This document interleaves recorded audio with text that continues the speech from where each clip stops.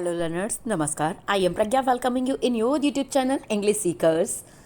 Today we will discuss about the Hindi summary of second chapter The Tiger King, and it is the second chapter of the book Vistas Class 12th. So as I told in my previous video that this chapter is written by Kalki. It is the pen name of the writer and the writer's original name is Ramaswamy Iyer Krishnamurthy. So काल्की is his pen name, मतलब ये अपना ये नाम लिखने में use करते थे. तो इस चैप्टर की हिंदी समरी देखेंगे. इस चैप्टर के हीरो जो हैं उनको हम टाइगर किंग के नाम से जानते हैं. ये आपके प्रतिबंधपुरम के राजा थे जिनका महाराजा का एक्चुअल नेम नहीं दिया गया है, लेकिन हाँ इनको बहुत ज़्यादा एडजेक्टिव्स दिए गए थे. हिज हाईनेस, जामेदर जनरल, इनको मतलब बहुत सारे एडजेक्टिव्स थे जिसमें आपका सर जिलानी जंग बहादुर, MAD, ACTC और CRC के इस तरीके के बहुत सारे एडजेक्टिव्स दिए गए थे. इसमें से लेकिन मोस्ट फेमस हुआ था the tiger king, just because it is related to his life. इनकी लाइफ से संबंधित था ये, इसलिए. तो ऐसा कहा जाता था कि जब प्रतिबंधपुरम के इस राजकुमार का जन्म हुआ था और ये मात्र 10 दिन का था, उस समय इनके घर पे कुछ पंडित जी बुलाए गए थे, कुछ प्रॉफिट्स आए थे, भविष्यवक्ता आए थे, जिन्होंने इनको देखने के बाद में भविष्यवाणी की थी कि चूँकि इनका जन्म जो है वो आका कुछ ऐसे नक्षत्रों में हुआ है, मतलब सिंह नक्षत्र में हुआ है, और उस सिंह मतलब ऐसे नक्षत्र में वृषभ नक्षत्र में हुआ है, और वृषभ नक्षत्र में इनका जन्म होने के कारण इनके लिए जो एक डेंजर है इनकी लाइफ पर, वो जो है सिंह होने वाला है. मतलब टाइगर इनके लिए एक खतरा बनेगा इनके जीवन में. और उस टाइम पर ये केवल 10 दिन के थे, लेकिन ये इनके मिरेकल होता है. एक मिरेकल इस तरीके से होता है कि जब वो प्रॉफिट्स बताते हैं कि इन्हें मतलब इनके जीवन को खतरा है, मतलब इनकी बहुत ही कम उम्र पर मृत्यु हो जाएगी, तो वो 10 दिन का बच्चा, मतलब ये जो प्रिंस थे टाइगर किंग जिनको बाद में नाम हुआ, तो वो पूछते हैं उन प्रॉफिट से कि अच्छा बताइए कि ये तो सभी को पता है कि जिसका जन्म हुआ है वो मरेगा, लेकिन मेरी मौत कैसे होगी आप वो बताइए. अगर आप मेरे मौत का तरीका बता सकते हैं तो मैं मानूंगा कि हाँ आप भविष्यवक्ता हैं. तो वो बताते हैं कि आपकी मौत जो है वो टाइगर से होगी. उसका पूरा रीज़न बताते हैं, पूरा लॉजिक बताते हैं. तो फिर इस बात को काफ़ी टाइम बीत जाता है सब लोग, लेकिन ये स्टोरीज जो हैं वो कॉन्टिन्यूसली चलती रहती हैं.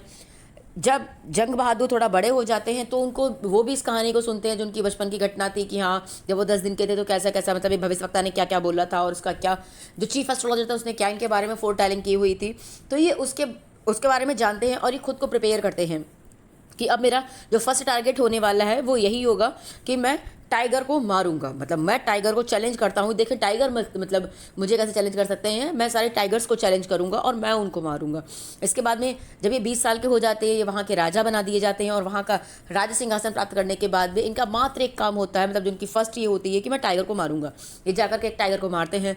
जब ये टाइगर को मार लेते हैं तो वो टाइगर को फिर ये उसी चीफ एस्ट्रोलॉजर के पास में भेजते हैं कि देखो मैंने तो टाइगर को मार लिया. बट उस टाइम पर वो चीफ एस्ट्रोलॉजर ये बोलता है कि तुमने टाइगर को तो मार लिया है, मैंने तुमसे ये नहीं कहा कि तुम टाइगर को नहीं मार पाओगे, लेकिन तुम्हें जो है वो 10वें टाइगर से बहुत ज़्यादा सावधान, सॉरी 100th टाइगर से, 100वें टाइगर से बहुत ज़्यादा सावधान रहने की ज़रूरत है.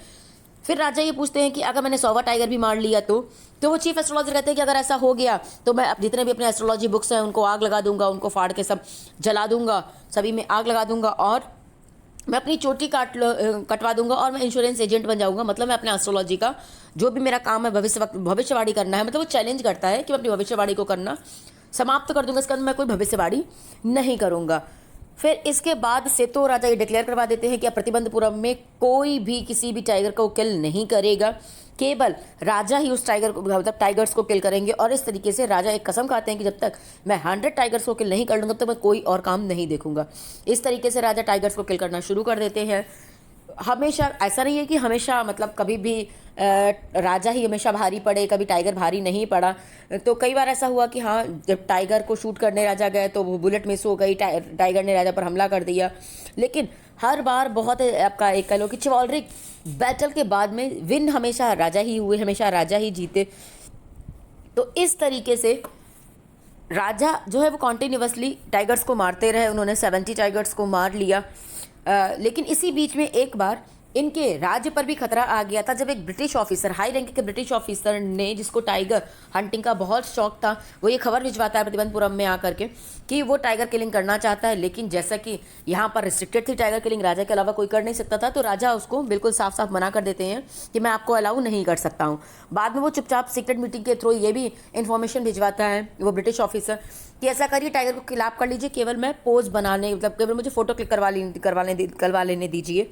लेकिन फिर भी राजा उस पर भी एग्री नहीं होते हैं। उन्हें लगता है कि आज मैंने अगर किसी एक को फोटो क्लिक करना अलाउ कर दिया तो कल को कोई यहाँ पर और आ जाएगा जो टाइगर किलिंग के लिए रिक्वेस्ट करेगा या फोर्स करेगा, इस वजह से वो मना कर देते हैं। तो उस टाइम पर राजा को ये लग रहा था कि कहीं ऐसा ना हो कि वो अपना राज्य खो दे और मतलब इस तरीके की इन्फॉर्मेशन, मतलब ब्रिटिश यहाँ पर कब्जा कर लें या ना भी कब्जा करें तो यहाँ पर वो टैक्स वगैरह बढ़ा दें, जिसकी वजह से मतलब पब्लिक जो है वो काफ़ी परेशान हो जाए। इस वजह से वो एक मतलब अपने दीवान को बुलाते हैं, उससे डिस्कशन करते हैं और उसके बाद में वो एक ज्वेलरी शॉप से 50 डायमंड रिंग्स मंगवाते हैं और उसको ब्रिटिश ज्वेलर से मंगवा करके उसको उनको इस ब्रिटिश ऑफिसर के घर पे भेजते हैं ब्रिटिश गुड लेडी के लिए, जिससे कि उस और राजा को ये लगता है कि इनमें से एक दो रिंग्स जो है जो उनको पसंद आएंगी वो चूज़ कर लेंगी, बाकी वो वापस भेज देंगी। लेकिन वो जो ब्रिटिश लेडी होती हैं वो सारी रिंग्स को रख लेती हैं और एक थैंक यू का नोट भिजवा देती हैं। फिर भी महाराजा को लगता है चलो 3 लाख की चपत लगी है, मतलब 3 लाख रुपए ही जो है वो बर्बाद हुए, एटलीस्ट हमारा किंगडम तो बच गया। इसके बाद में फिर कॉन्टिन्यूसली वो 10 सालों तक लगातार राजा जो है वो टाइगर हंटिंग करते रहते हैं, मतलब 20 से 30 ईयर्स ओल्ड तक अपना कॉन्टिन्यूसली करते रहते हैं और इन सालों में वो 70 टाइगर्स को मार लेते हैं। फिर अचानक से लेकिन प्रतिबंधपुरम में सारे टाइगर की जो भी पॉपुलेशन थी वो खत्म हो जाती है। फिर महाराज दीवान को बुलाते हैं और कंसल्ट करते हैं कि अपने यहाँ पर टाइगर की पॉपुलेशन नहीं है, मैं शादी करना चाहता हूँ। तो दीवान उनके लिए अच्छी सी एक मतलब राजकुमारी को तलाशते हैं जिसके राज्य में टाइगर्स की अच्छी खासी तादाद हो, जिससे कि जब भी टाइगर किंग वहाँ पर जाएं तो टाइगर को किल कर सकें। शादी हो जाती है। जब भी राजा वहाँ पर जाते हैं तो हर एक बार मतलब जब भी एक बार वो अपने ससुराल जाते हैं तो 6-7 टाइगर्स को वहाँ पर मार करके आते हैं। जंग बहादुर इस तरीके से चलता रहता है और धीरे धीरे करके वो अब 99 टाइगर्स को किल कर देते हैं। लेकिन जब 100th टाइगर की बारी आती है तो ऐसा लगता है कि उनके इनलॉज हाउस में भी पूरा सूखा पड़ गया, कहीं पर कोई भी टाइगर मिलता ही नहीं है जिसको वो किल कर पाएँ।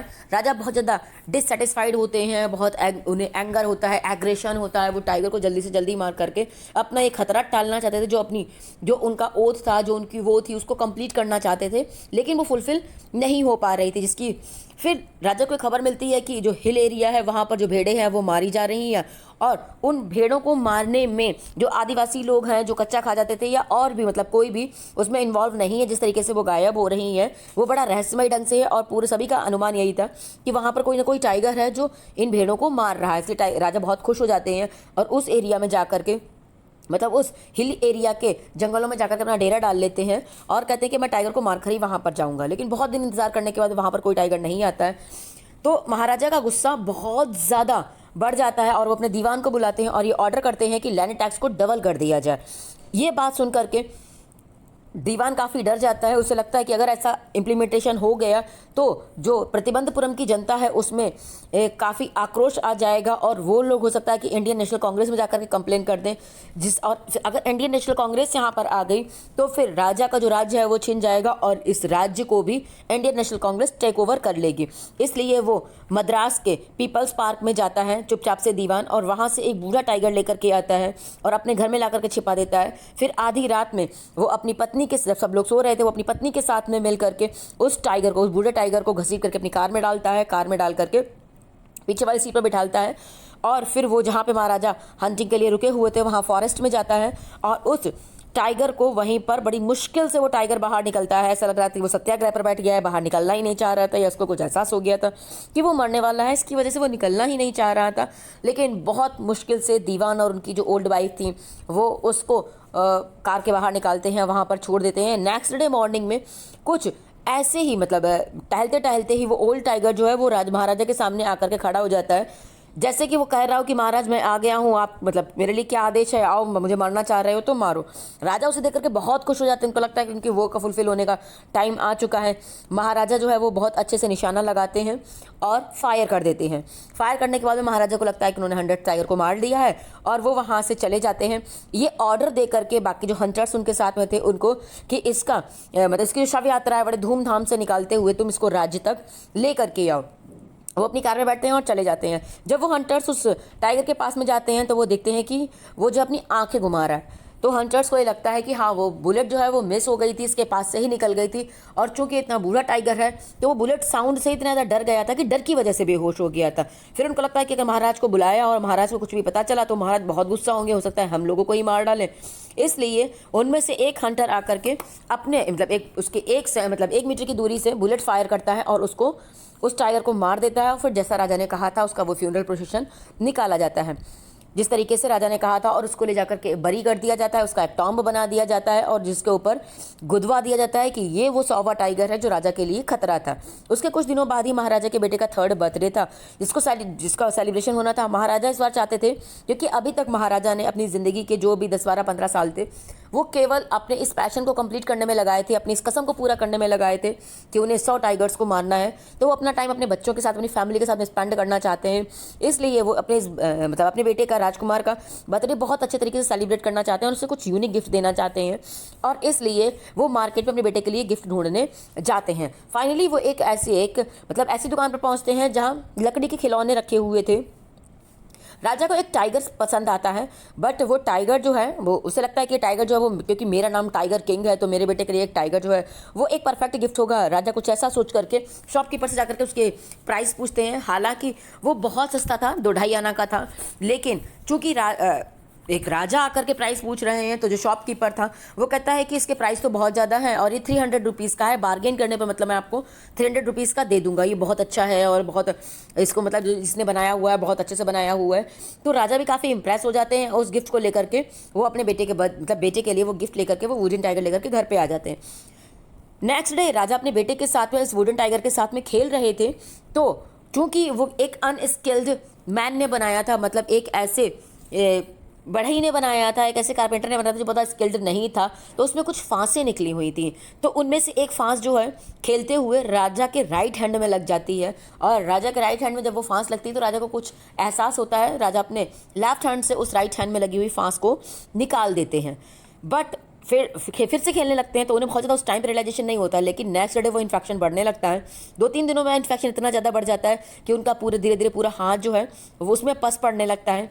फिर आपका मद्रास से 3 सर्जन बुलाए जाते हैं, वो आकर के महाराजा का ऑपरेशन करने के बारे में सोचते हैं, और वो 3 सर्जन जाकर के महाराजा के ऑपरेशन को परफॉर्म करते हैं। महाराजा का ऑपरेशन किया जाता है, और जब वो वापस आते हैं तो बड़ा ह्यूमरसली नहीं, केवल ये इस लास्ट में ह्यूमरसली हो जाता है। वो आकर के बड़ा हम्बली बताते हैं कि राजा का जो ऑपरेशन था वो सक्सेसफुल रहा और राजा की डेथ हो गई।